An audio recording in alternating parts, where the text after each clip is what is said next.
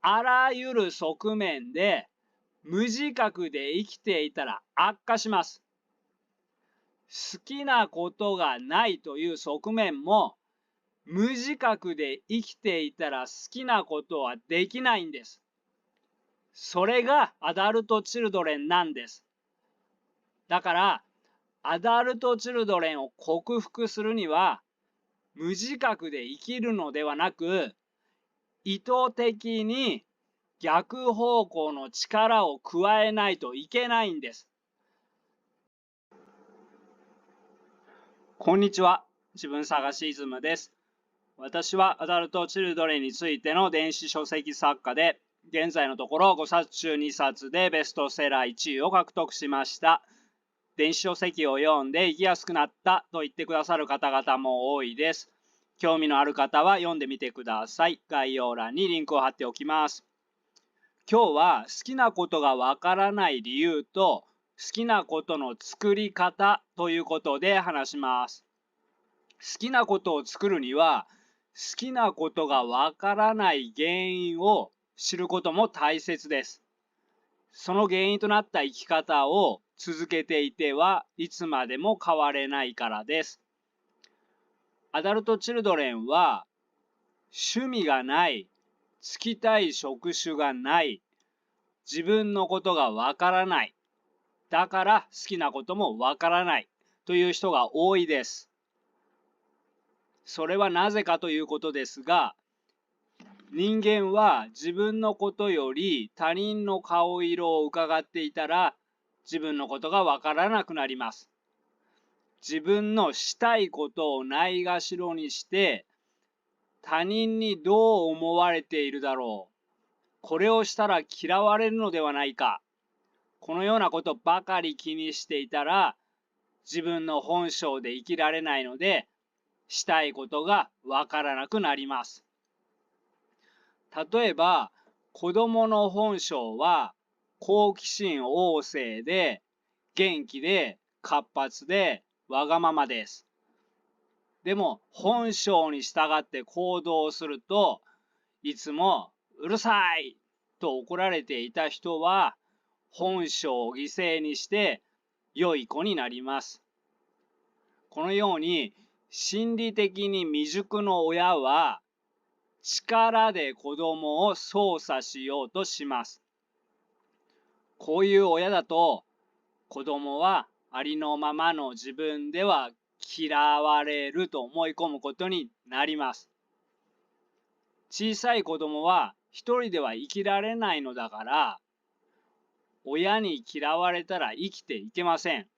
こうなると生き延びるために自分の気持ちをないがしろにします。これがアダルトチルドレンの悲劇の始まりです。自分の気持ちをないがしろにしないと生きてこられないような環境で親の言いなりになって育っているのです。中には何を話せばいいのかわからない、話したいことがないという人もいます。親の言いなりになって親に従うしかなかった。親に操作されるままに生きてくるしかなかった。楽しい遊びをしていると汚れるでしょうなどと言われてすぐに止められた。好きなことをやらせてもらえず嫌なことをやらされてきた。このようにずっと受け身で生きてきているから何を話せばいいかさえもわからないのです。人はこうしたいで生きてこないとしたいことも話したいこともわからなくなってしまいます。ありのままの自分を受け入れてもらえるような愛にあふれた親のもとに生まれていたら自分の本性を裏切る必要がありません。だからそのような人は心理的に健康に育っていくのです。私の小学校の時の担任は卒業生を見てると、将来ものすごく偉くなる人は、真面目でおとなしかった子より、わんぱくで活発な子の方が多いと言っていました。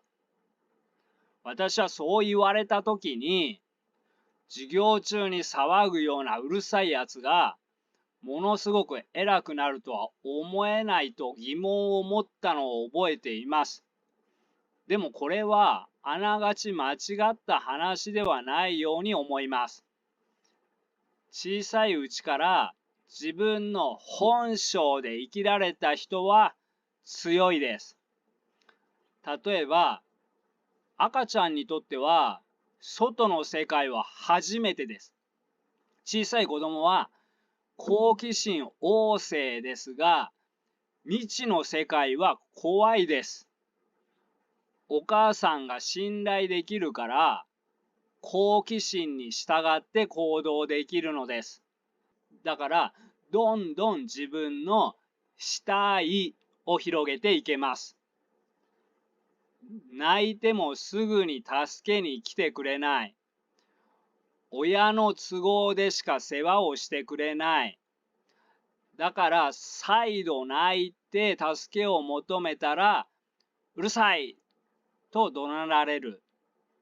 そもそもそばにいてくれない。このようにお母さんが信頼できない子供は、好奇心旺盛であっても、外の世界はとても怖くて、したいを広げるどころではありません。これでは好きなことを見つけられないだけではなくて、人生での可能性を狭めてしまいます。また、アダルト・チルドレンは、憎しみがあるのに、憎しみを意識から消していたり、嫌いな人を好きと思っていたり、抑圧がある人が多いです。そのように、自分でも自分をごまかさないと生きてこられない環境だったということです。このように抑圧がある人も自分で自分のことがわからなくなります。だからアダルト・チルドレンは自分のことも就きたい仕事も好きなこともわからない人が多いのです。大人になった今から好きなことを作ればいいのですが、アダルト・チルドレンは好きなことを作るのも簡単ではありません。例えば、アダルト・チルドレンは楽しむ能力がなかったり、自己評価が低かったり、自意識過剰であったり、トラウマがあったりで、何かに挑戦することに抵抗を覚える人が多いからです。好きなことを見つけたいと思っても、失敗したらどうしよう。下手だと笑われる。どうせうまくできないに決まっている。そんなのつまらないに決まっている。周りに受け入れてもらえない。などの思い込みが先行して、挑戦の機会に開かれていないのです。アダルト・チルドレンが好きなことを作るには、まずそのような思考を変えることも必要ですが、心構えや依存的な態度を変えていく必要もあります。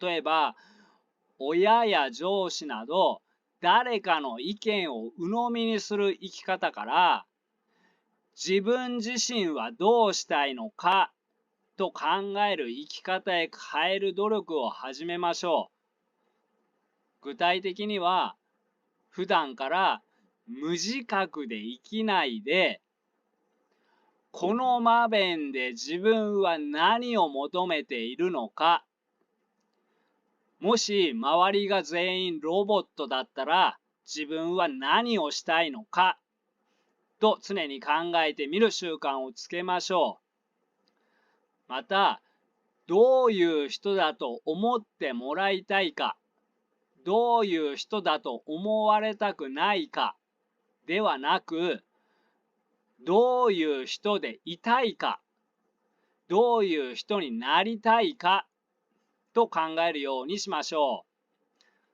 つまり、そう思ってもらうために、こうしなければならないではなくて、自分のこうしたいを意識しましょう。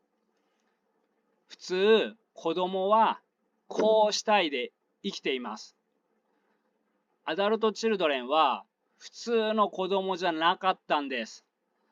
だから子供からやり直す必要があります。普通の子供はただしたいから遊ぶだけです。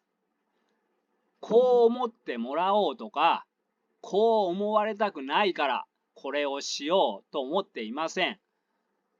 他者が自分をどう見ているかを気にせずに一心不乱に遊んでいます。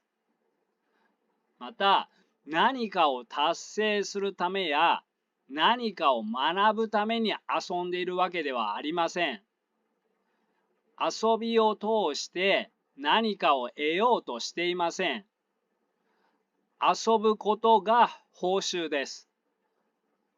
この姿勢を学びましょう。余計なことは考えずに、ただしたいことをするのです。好きなことがわからないアダルトチルドレンに必要なのは、ただ楽しむことです。アダルトチルドレンは長いこと楽しんでいない人が多いです。なのに、勉強しなきゃ、資格を取らなきゃ、努力しなきゃとやっている人も多いです。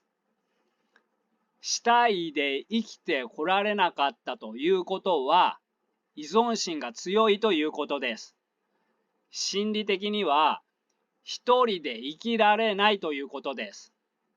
一人で生きられない人は、済ませてあげるからこれぐらいしなさい。俺を満足させられないなら別れる。このような脅しで、自分のことはないがしろにして、したくないことをずっとして生きてきているんです。だから、楽しむ能力も育っていません。楽しむ能力がないから、人と会っても、話しても、遊んでも、何も楽しいと感じないんです。人生には何も楽しいことがなく、ただ日常のやるべきことを義務感で繰り返しこなすだけで生きています。それなのに、将来どうなりたいの？そうなるためには5年後どうならなきゃいけないの？そのためには1年後はどうなってなければいけないの？そのためには3ヶ月はどこまで達成しないといけないの？そのためには今日をどう過ごすべきか、時間を大切に使おう。さあ、遊んでる暇などないよ。目標を明確にして、逆算して、1時間ごとの無駄のない予定を立てて、目標を達成しましょう。無駄にできる時間などありません。このような自己啓発が合っている人もいます。合っている人はやればいいけど、小さい頃から誰かに操作されて生きてきて、楽しんだことがない、好きなことがない、したいで生きていない、こういうアダルトチルドレンにとっては地獄への道です。心を壊すだけです。ではどうすればいいかということですが、こうなってしまったのは今までの生き方の結果です。アダルトチルドレンはこうしか生きられなかったのですが、自分のことがわからなくなる生き方をしてきているのです。だから今までの生き方を変えていかないといけないということです。変えなければいけないことは、心を育てる面と意識の面とがあります。心を育てる面は、これをしたら他人はどう思うだろうかというような自意識過剰を直すこと、もう一つ、抑圧しているものを意識化することが必要です。これを目指しながら、意識の面としては、今までのように新しいことに見向きもしない生き方ではなく、どんどん新しいことをやってみるという意識に変えていかないといけません。めんどくさいからと新しいことをしないでいると、どんどんドーパミンが出ない脳になってしまいます。楽しいことがないからといって何もしないでいると、どんどん好きなことを見つけるのが難しくなっていきます。人はドーパミンの濃度が少なくなると、行動したくても行動できなくなるそうです。なので、最初は楽しいことをするということを目標にするのではなくて、何かをやってみるということを目標にしましょう。最初から思いっきり楽しむということを目標にしてしまうと、まずそのチャンスに出会えません。だから、思いっきり楽しめないというのは、承知の上で、気分転換とか、少しいい気分になることを目指して、何かをやってみるのです。何かをやってみるといっても、嫌なことをするという意味ではなく、少しでもやってみたいこと、これならやってみてもいいかなと思えるものを選びましょう。今は行動しない生き方でもいいやと思っていたとしても、5年後、10年後のことを考えたら、何もしないで引きこもっているのは危険です。心にとってはよくありません。旅行、読書、音楽鑑賞、スポーツ、料理、お菓子作り、ハンドメイド、絵画、散歩、カメラ、何でもいいので行動しましょう。体を動かしましょう。最初から旅行が好きな人はいないと思います。一度行ってみたら面白くて、また別のところにも行きたくなるんです。最初から読書が好きだったという人はいないと思います。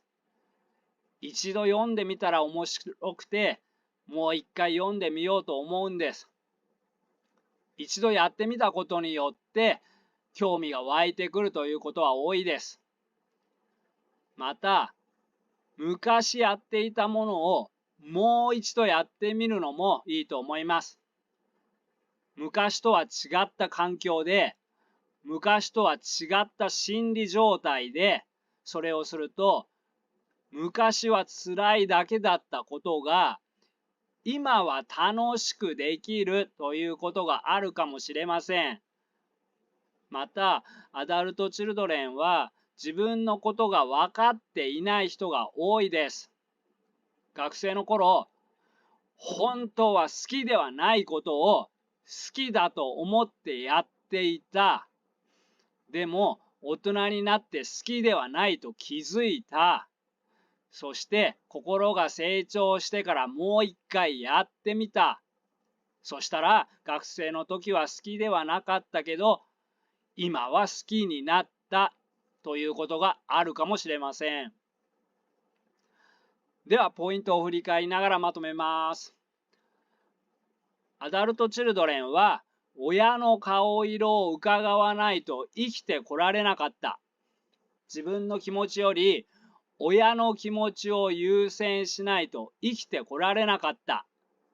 感じているように感じることができなかった。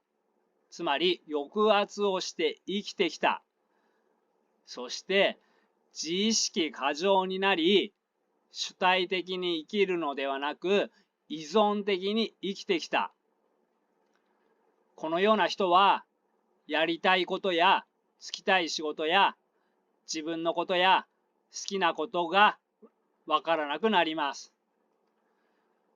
我々は、小さい頃の環境を選べないので、これはコントロールできなかったんです。こうなるしかなかったんです。だから、ここは仕方ないです。問題は、コントロールできるところをコントロールしていないというところです。つまり、大人になっても子供の頃の生き方を続けているというところが問題です。アダルト・チルドレンは普通変化を嫌います。新しいことを嫌がります。でも、今までの生き方を続けていては、好きなことができないだけではなく、アダルト・チルドレンも克服できません。ここから抜けるには、新しいことをどんどん取り入れて、今までの生き方を変えないといけないんです。今までのように、失敗したらどうしようとか、下手だと笑われるとか、どうせうまくできないに決まっているとか、そんなのつまらないに決まっているとか、周りに受け入れてもらえないと、やる前からしらけていたら、ずっと好きなことはできません。根っこで自己蔑視している人は、その自己蔑視を通して思考するから、自己蔑視を強めます。根っこに憎しみがある人は、日常生活を送っていると、その憎しみが刺激されるので、憎しみを増やします。自己蔑視や憎しみだけではなく、アダルト・チルドレンはいろいろな側面がありますが、あらゆる側面で無自覚で生きていたら悪化します。好きなことがないという側面も、無自覚で生きていたら好きなことはできないんです。それがアダルト・チルドレンなんです。だから、アダルト・チルドレンを克服するには、無自覚で生きるのではなく、意図的に逆方向の力を加えないといけないんです。好きなことを作るという側面でも、意図的に力を加えないといけないんです。まずは意図的に何かをしましょう。もうできないと思っていたスポーツをしたり、もうできないと思っていた恋をしたり、もうできないと思っていた服装をしたり、もう行けないと思っていたところに行ったり、できないと思っていた仕事をしたり、やったことないことをやったり、意図的に掘り出しましょう。もう年齢的にスポーツをするのは無理という人でも、自分がやるのではなく、観戦ならできるはずです。走るのは無理でも、散歩ならできるはずです。探せばやれることは思ってる以上にあるはずです。今からでも楽しいことをしましょう。楽しむ能力が育っていないのだから、楽しいことをしましょうと言われても、そもそも楽しいことがないですよね。それは分かっています。無理を言っています。でも、意図的に力を加えましょう。ほんの少しでも楽しいことをしましょう。何かをすれば脳が変わってくるかもしれません。ドーパミンが出やすくなるかもしれません。でも、何もしなければ悪化します。そして、同時に楽しむ能力も育てましょう。日常の何でもないことから楽しみを見つけましょう。例えば、電車に乗ったら、ただ目的地に到着するまで座っているのではなくて、動く景色を楽しみましょう。船に乗ったら、海の景色を楽しみましょう。ロープウェイに乗ったら、山の景色を楽しみましょう。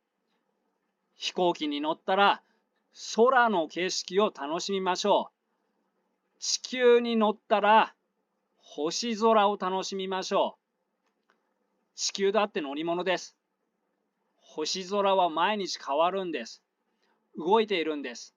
でも地域によっては、特に都会は星空がきれいに見えないですよね。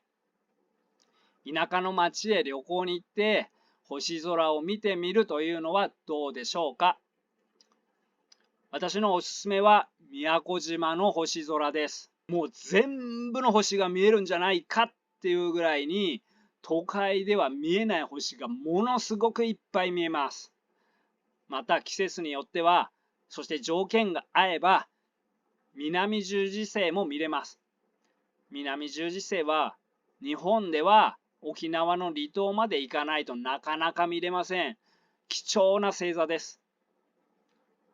それからアダルトチルドレンは過酷な環境を生き抜いてきていますので、抑圧していたり自意識過剰になりすぎている人も多いです。抑圧があったり自分の無意識にある問題を理解できていない間は無意識の必要性に支配されているので、本当の意味で自分はどうしたいのか、どうするのがいいのかということがわからないのです。自分の無意識の問題に気づいて、初めて自分の本当の気持ちがわかり、本当の意味で自分が望んでいる行動を選択できるようになるのです。また、自意識過剰だと自分のしたいことに気が回りません。なので、アダルトチルドレンは抑圧している無意識を意識化しようや、アダルトチルドレンの恥ずかしがりや自意識過剰の直し方という動画も参考にしてください。概要欄にリンクを貼っておきます。性質上、アダルトチルドレンは無自覚で生きていたら絶対に克服できませんが、意図的に正しい方向に力を加えていけば生きやすくなっていきます。今後も正しい方向を示せる動画を作っていきますので、応援してくださる方はぜひチャンネル登録をお願いいたします。ではここまでにします。仲間の皆さん、よかったら高評価、チャンネル登録をお願いいたします。バイバイ。